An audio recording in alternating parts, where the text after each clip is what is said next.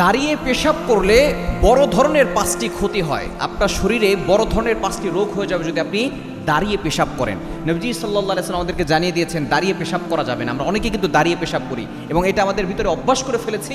আমরা ম্যাক্সিমাম সময় দাঁড়িয়ে পেশাব করে থাকি, বিশেষ করে ইয়াং পিপলরা, বিশেষ করে যুবকরা। তারা দেখা যাচ্ছে প্যান্টের কারণে, এমন প্যান্ট তারা পরে, দেখা যাচ্ছে এই প্যান্টের কারণে তারা দাঁড়িয়ে পেশাব করে, বলে হুজুর বসতে পারি না।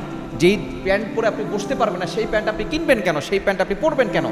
এই বর্তমান চিকিৎসা বিজ্ঞানও বলছে দাঁড়িয়ে পেশাব করলে বড় ধরনের 5টি রোগ আপনার শরীরের ভিতরে হয়ে যাবে।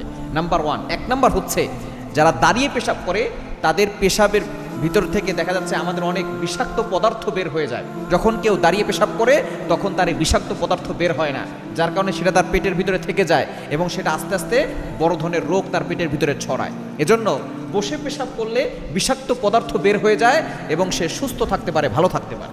Can you imagine? আপনি কল্পনা করতে পারছেন আপনি যদি দাঁড়িয়ে পেশাব করেন তাহলে আপনি কত বড় একটা বড় ধরনের রোগ থেকে বাঁচতে পারতেছেন। এবং দ্বিতীয় নাম্বার হচ্ছে যারা দাঁড়িয়ে পেশাব করে তাদের কিডনিতে বড় ধরনের সমস্যা হয়, এমনকি কিডনিতে পাথর হওয়ার সম্ভাবনা আছে। যখন আপনার পেশাবটা ক্লিয়ার হবে না, পেশাবটা আটকে থাকবে, তখন দেখা যাবে যে আপনার কিডনির ভিতরে অনেক ধরনের সমস্যা হতে পারে। এবং 3 নাম্বার হচ্ছে আপনার মূত্রনালীতে ইনফেকশন হতে পারে। আমাদের যে মূত্রনালী আছে, যখন আপনি দাঁড়িয়ে পেশাব করার চেষ্টা করবেন, সবসময় অভ্যাস করে ফেলবেন, তখন আপনার মূত্রনালীতে ইনফেকশন হওয়ার সম্ভাবনা আছে। এবং 4 নাম্বার হচ্ছে মূত্রনালীতে পাথর জমে যাওয়ার সম্ভাবনা আছে। যখন আপনার পেশাবটা ক্লিয়ার হবে না তখনই দেখবেন আপনার মূত্রনালীতে পাথর জমে যাবে এবং আস্তে আস্তে আপনার এটা ক্যান্সারের দিকে ধাবিত হতে পারে।